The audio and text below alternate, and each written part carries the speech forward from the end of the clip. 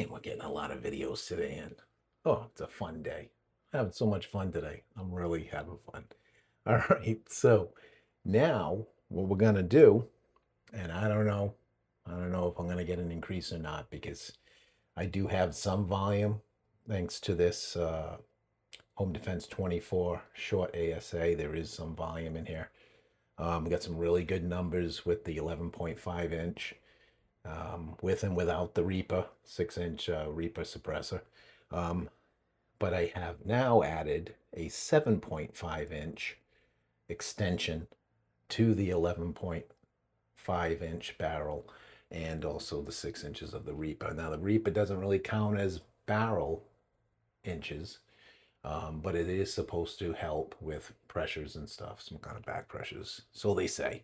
So with the 7.5-inch extension, I have pretty much 19 inches of barrel, 686 barrel. And with the additional 6 inches of the Reaper, total length is about 25 inches. Okay, so it's kind of long. It's kind of long. But we're going to test this out on the 7CI air tactical tank I have with the slide check. The one that I did in the previous video, 1100 psi. I think I got maybe 9, maybe 10 shots of the 10-gram Joules out of it, which was more than I thought I was going to get. I was hoping I at least could get through 6 rounds.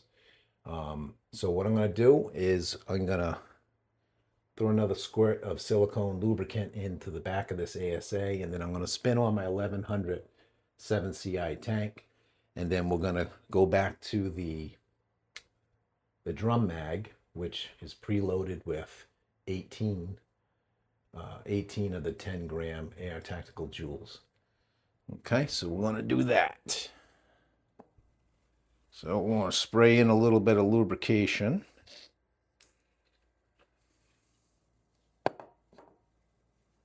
And we're going to use this 7CI tank that I just pumped up. Okay, and this one's got the 1100 psi output. There's no ammo in the gun. And again, this is with the reinstallation of my factory 60 millimeter 1.6 wire 22 OD bolt spring that I had stretched out a little bit. And also, again, the reinstallation of the bolt tip 014 O-ring. Everything worked great the last round of tests. We're going to try that again this time, but with the basically adding the additional 7.5 inches of barrel extension. And let me go ahead and air it up. Point it down range.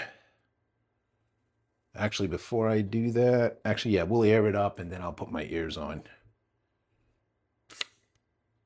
Okay, that sounded good. No leaks. No leaks, no ammo in it yet, so she's safe. I'm gonna put my ears on, and then I imagine we'll probably get another 9-10 rounds out of it and see if there's any increase adding that barrel. Again, usually you would get an increase. CO2, most definitely you get an increase when you add that much barrel. But I'm not sure, because even though I do have a little bit of expansion with that new ASA, you know, that's about all the expansion I have. And it's the short one. It's not the long Home Defense 24 ASA. Long or big or whatever they call it. So, see if we can get these darn things in. All right.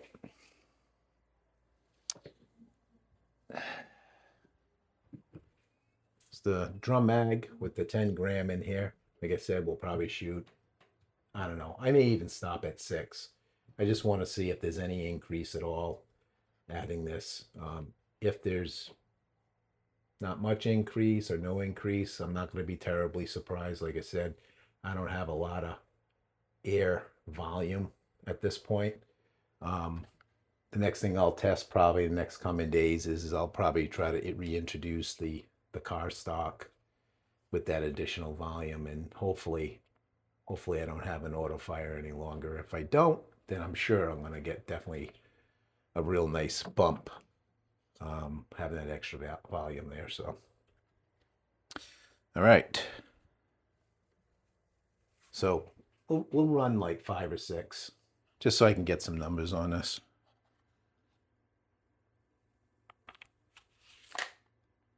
All right, we got ammo in there. We are hot. We'll turn the laser on. 1100 psi,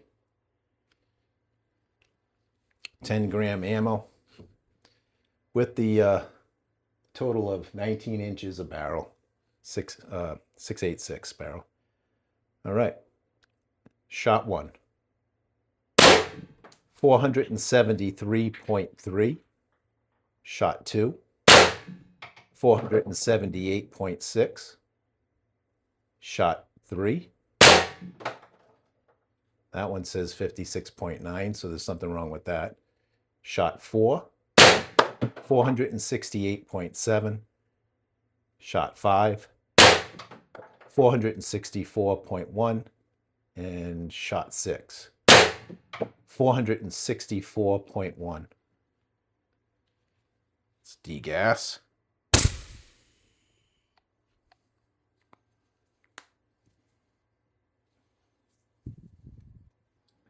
All right, that is good enough. Going to keep this video kind of short. I just wanted to see what we have.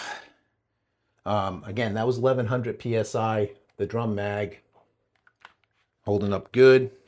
Again, key with this drum mag is do not allow it to completely run out of ammo.